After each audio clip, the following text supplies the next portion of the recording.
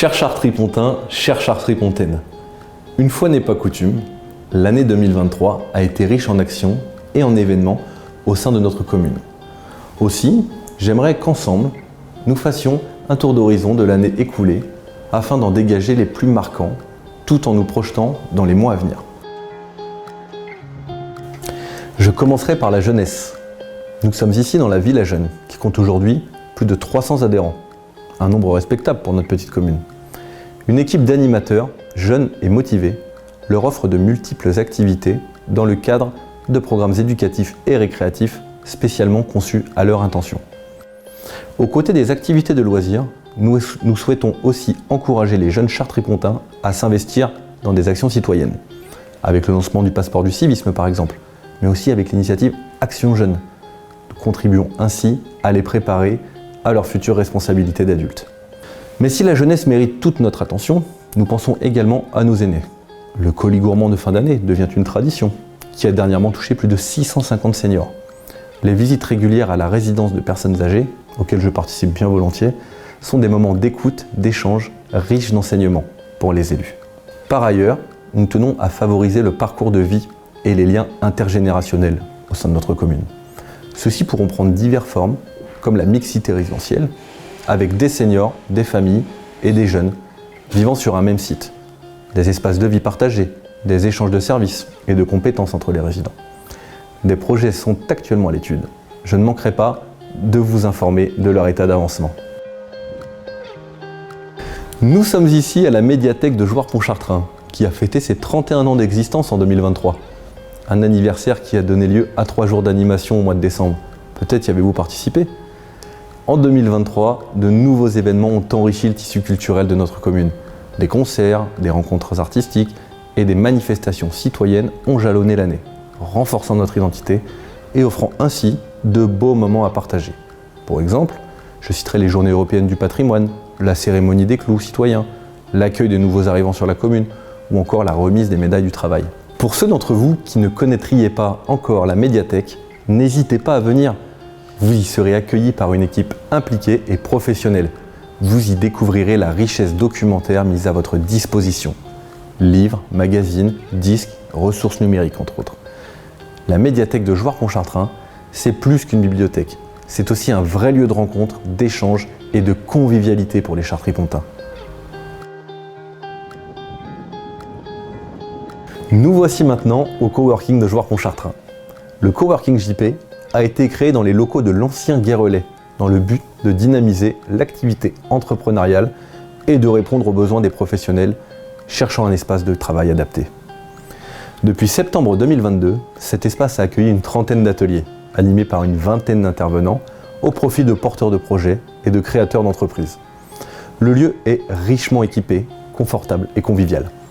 Il offre à nos hôtes et aux visiteurs d'excellentes conditions de travail, aussi bien à des professionnels qu'à des étudiants désirant s'isoler ou échanger avec leurs pairs.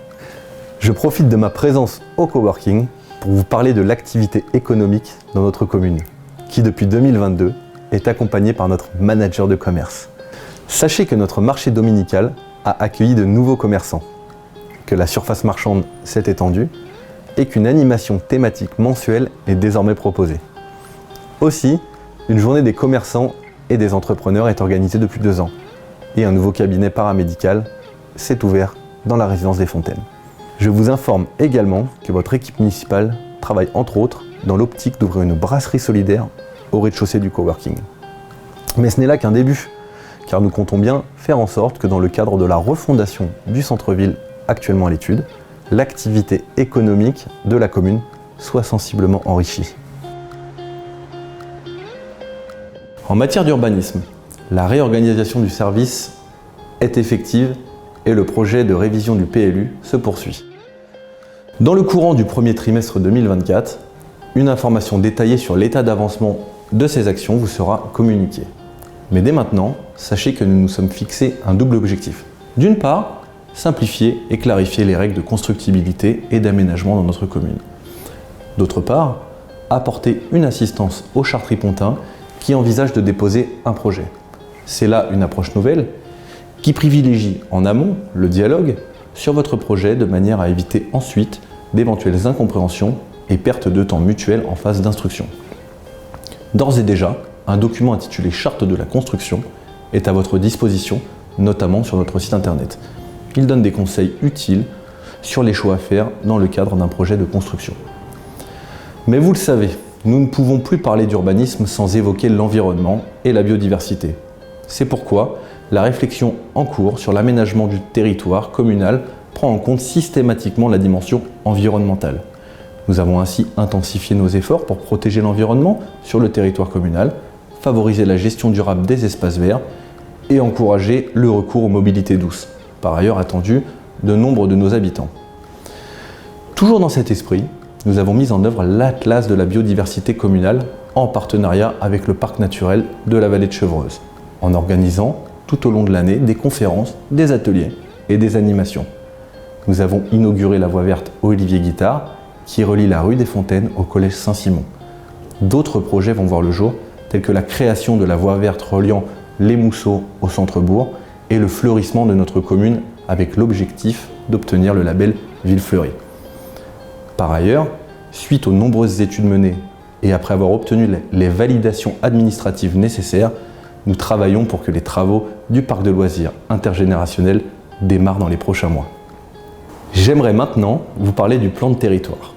Ce dernier définit une vision de notre commune à l'horizon 15-20 ans.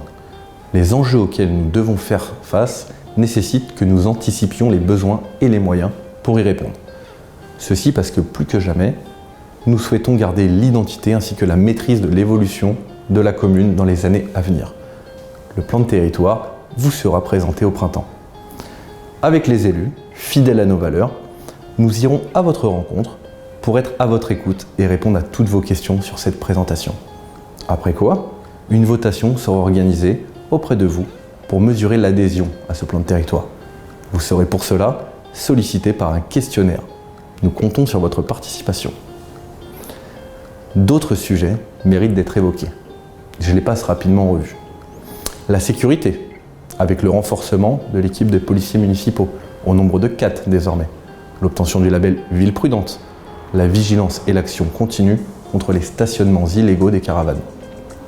La santé, avec l'ajout d'une rubrique santé sur le site internet de la commune et la création prochaine d'une cabine de télémédecine accessible à la pharmacie. Les finances, avec le refus d'augmenter la part communale des impôts locaux. La création d'un espace France Service, qui a ouvert ses portes depuis le 2 janvier au sein de l'agence postale pour vous accompagner dans vos démarches administratives. Chers Chartris-Pontins, chers Chartris-Pontaines, plus que jamais, je crois à la nécessité d'une forte cohésion de la communauté chartris-pontaine. Une entité faite de diversité et de richesse, où l'attention à autrui et l'attachement au bien commun doivent nous guider au quotidien.